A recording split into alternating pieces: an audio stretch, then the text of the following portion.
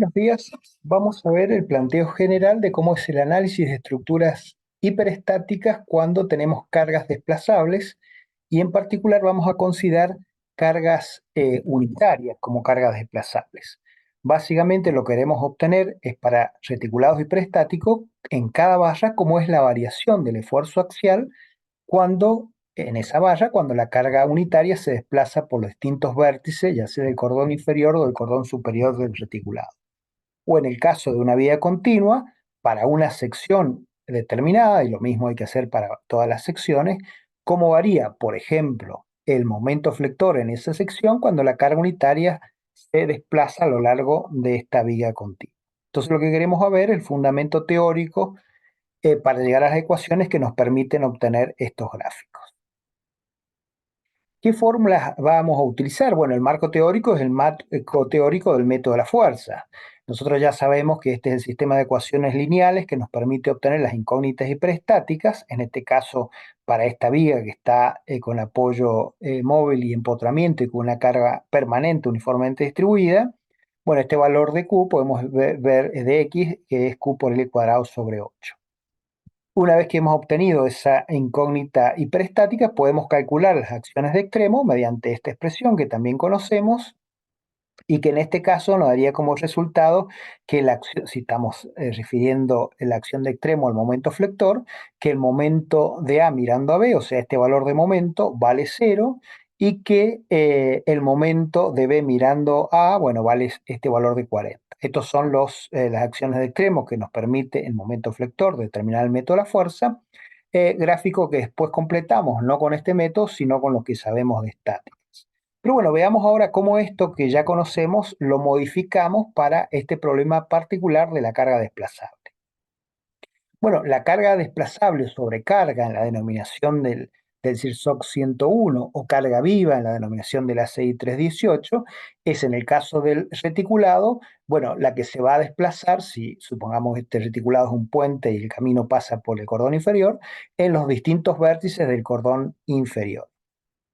Mientras que en esta viga, bueno, se va a referir a el análisis para cuando esta carga unitaria o sobrecarga se desplace a lo largo de esta viga continua. Así que ese es el problema referido a estas estructuras en particular y, bueno, cómo lo vamos a plantear entonces para eh, hallar la solución mediante las ecuaciones que tenemos del método de las fuerzas. Estos son los gráficos que vamos a obtener. Para cada barra del reticulado vamos a tener que tener un gráfico de este tipo que nos marca la variación del esfuerzo axial en cada barra cuando la carga unitaria se desplaza, o gráficos de este tipo que nos dicen en cada sección cómo es la variación, por ejemplo, del momento flector, del esfuerzo de corte, reacciones, etc. A estos gráficos son los que queremos llegar, que son las líneas de influencia básicamente para esta acción unitaria. Y bueno, a eso vamos a darle el planteo teórico. Entonces, cuando queremos encontrar las líneas de influencia de las incógnitas hiperestáticas, vamos a trabajar con el sistema de ecuaciones lineales del método de las fuerzas, que nos permitía obtener justamente las incógnitas hiperestáticas. Bueno, podemos ver en estas dos estructuras que estamos tomando como ejemplo para este tema, las dos tienen dos incógnitas hiperestáticas. Entonces vamos a formar el isostático equivalente, en el caso del reticulado, haciendo el seccionamiento de las barras superabundantes y en el caso de la vía continua, colocando articulaciones en los apoyos intermedios. En este caso, el sistema de ecuaciones lineales nos conviene expresarlo dejando acá en el primer miembro de la igualdad solamente la x y pasar el delta xu como en la matriz inversa. Bueno, esta matriz delta XXU tiene la particularidad, como hemos visto en el método de las fuerzas para cargas permanentes, que no depende del sistema exterior de cargas. No depende si el sistema exterior de cargas, la estructura se sometida a variación de temperatura, cargas, bueno, cargas variables, permanentes, etcétera, es independiente y entonces este valor, que es una matriz de 2 por 2 en este caso, porque tenemos dos incógnitas hiperestáticas, va a ser delta 1, 1, delta 1, 2, delta 2, 1, delta 2, 2. Bueno, invertido y cambiado de signo le vamos a llamar beta. Entonces acá vamos a tener los valores de beta beta 1,1, beta 1,2, beta 2,1, beta 2,2 para este caso que tiene, como decíamos, dos incógnitas hiperestáticas. ¿Y qué es lo que son los delta X sub 0? Bueno, en el caso del reticulado, el delta 1, 0 sería en la sección de corte cómo varía el acercamiento o alejamiento de estas dos secciones de corte cuando la carga unitaria se desplaza en los distintos puntos del cordón inferior. O sea que este delta es mayúscula. Acá aparece como minúscula porque referido a una carga unitaria usamos la letra minúscula. Entonces, delta 1 porque está en la dirección de la incógnita 1, pero con otro subíndice J haciendo referencia a distintas posiciones J que toma la carga unitaria. Y este, por supuesto, como está en la dirección de la incógnita 2, es delta 2 sub J. Entonces, el reticulado, estos delta, que son estos, son corrimientos relativos entre secciones de corte. Mientras que en la vía continua, como también ya sabemos, estos delta XJ, bueno, el delta 1 es en la dirección de la incógnita 1, es el giro relativo en las dos secciones que están juntos donde yo coloqué la articulación acá, y el delta 2 es con las otras secciones en la segunda articulación. El sub J siempre es referido a las distintas posiciones J que toma esta carga unitaria. Por lo tanto, esto es variable porque los delta es variable, este ángulo es variable porque la posición de la carga también es variable. O sea que esto es variable y como esto es variable, más allá que sea constante, el X va a ser variable también, por eso tiene la posición J, es decir, el esfuerzo axial que tenemos en esta valla o en esta otra valla va a ir variando según donde esté la carga unitaria. Por eso es que tienen estas variaciones, acá medimos fuerza axial. Mientras que acá el momento flector que voy a tener en 1 y en 2, en la dirección de la incógnita 1 y en la incógnita 2, también ese momento flector es variable porque la carga J se desplaza, que sería este gráfico. Este es el momento flector acá, varía en función de cómo varía la carga unitaria. Por ejemplo, el momento flector cuando la carga unitaria está acá en esta sección 1 vale este valor. Mientras que si la carga unitaria está acá, tiene un valor de momento positivo. Bueno, si esta ecuación ahora matricial la expreso con ecuaciones, obtengo lo que tengo acá. Entonces, esto me permite obtener la línea de influencia de X1 y esto la línea de influencia de X2.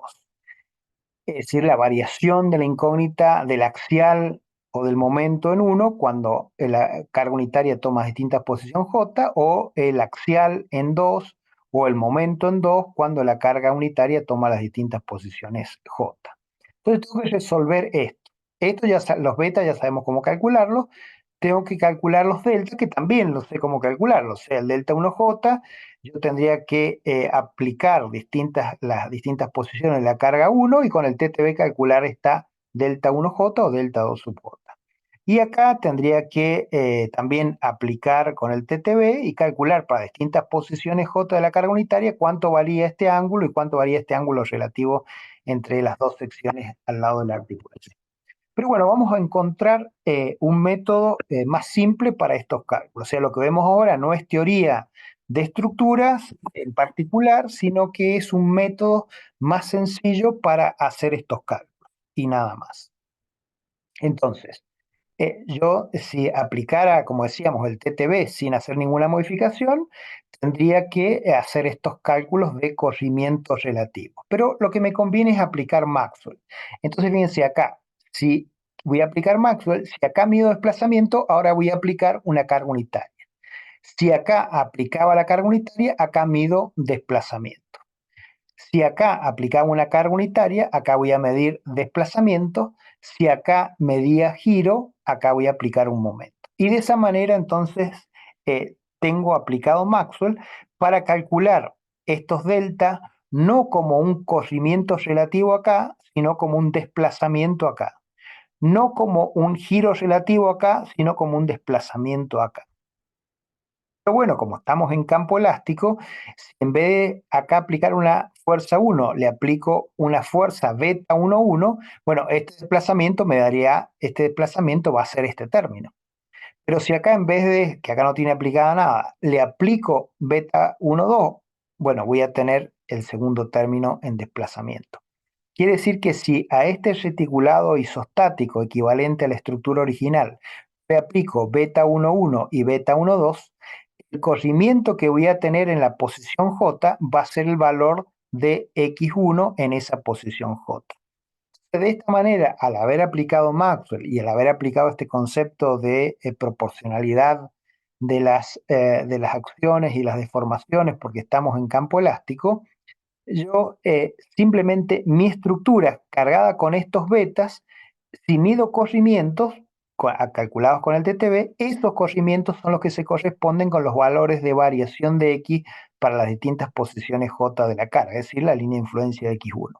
Si ahora este reticulado lo cargo con beta 2,1 y acá beta 2,2, los corrimientos que tenga en los distintos vértices, también calculados con el TTB, van a ser las variaciones que toma X2 cuando la carga unitaria toma las distintas posiciones J, es decir, la línea de influencia de X2. Esa es la ventaja entonces de aplicar Maxwell y de hacer esta relación con la ley de Hooke, porque entonces cargo la estructura de esta manera en el isostático equivalente y mido corrimientos. Esos corrimientos se corresponden con las líneas de influencia que quiero buscar.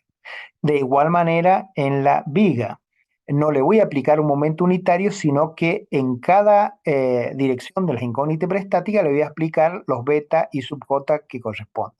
Por ejemplo, si quiero calcular X1, va a ser beta 1,1 y beta 1,2. Si quiero calcular X2, será beta 2,1, beta 2,2. Es decir, el isostático equivalente los cargo en la dirección de las incógnitas y preestáticas con momentos correspondientes a los beta y sub j que corresponden.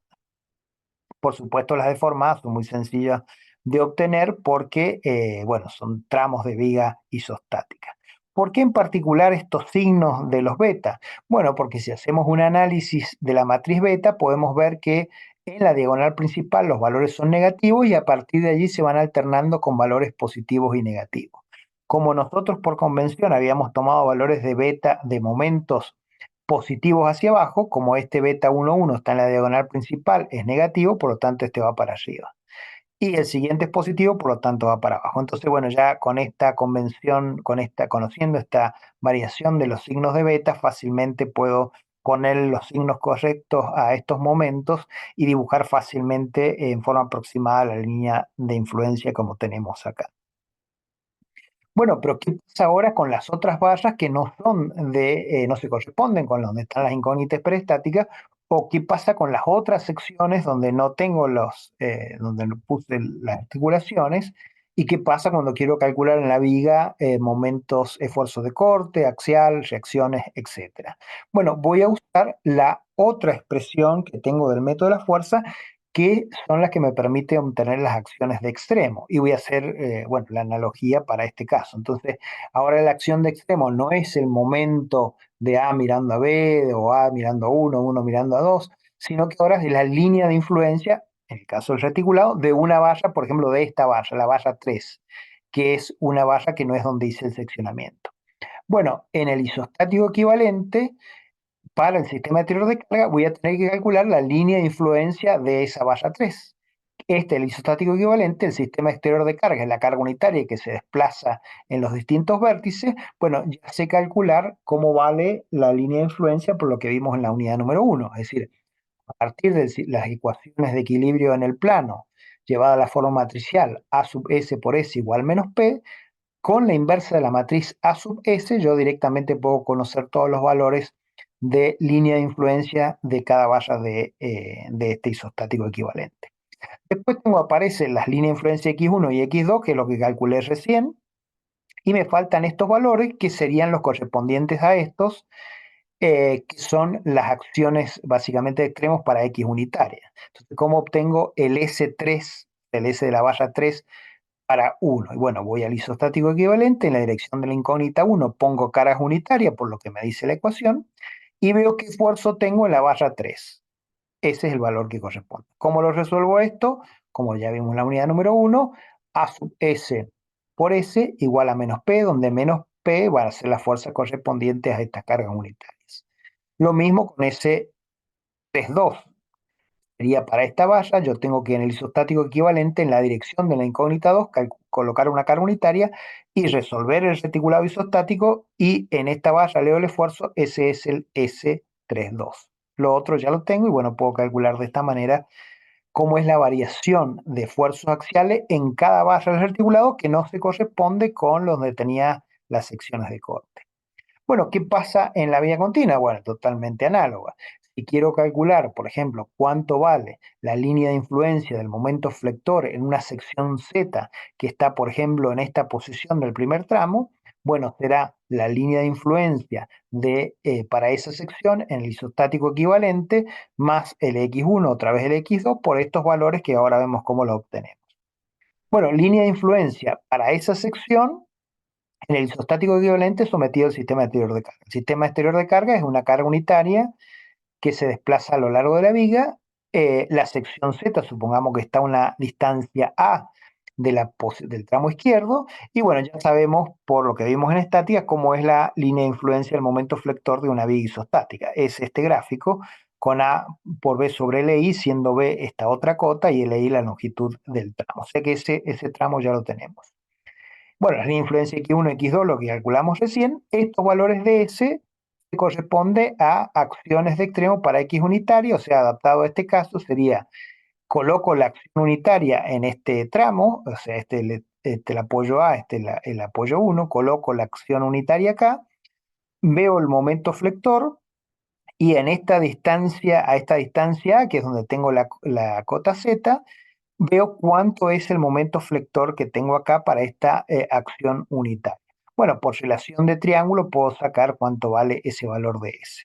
Bueno, lo mismo el SI2, tendría que poner el momento unitario en la dirección de la incógnita 2 y ver en Z cuánto vale el momento flector, que en ese caso va a dar 0, o sea que solamente tiene influencia este término.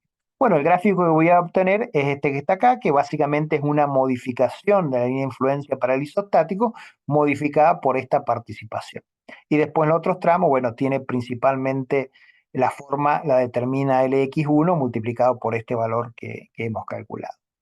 Bueno, de esta forma vemos cómo a partir del método de las fuerzas, que lo hemos desarrollado primero para cargas permanentes, lo podemos adaptar para calcular líneas de influencia, es decir, hacer el análisis de estructuras para cuando las cargas no son permanentes, sino que son variables. Con el sistema de ecuaciones lineales del método de la fuerza, calculamos las líneas de influencia correspondiente a las incógnitas hiperestáticas y a partir de la ecuación de acciones de extremo, pudimos calcular las líneas de influencia, ya sea de sección de barras de un reticulado que no son donde hicimos el seccionamiento, o de secciones de una vía continua donde no están colocadas las incógnitas hiperestáticas, o líneas de influencia de esfuerzo que no sean el momento flector, sino que sean de esfuerzos de corte, reacciones, etc. Bueno, de esta manera vemos en forma general y en dos casos de aplicación cómo la teoría del método de la fuerza la podemos implementar para calcular líneas de influencias. Gracias, hasta luego.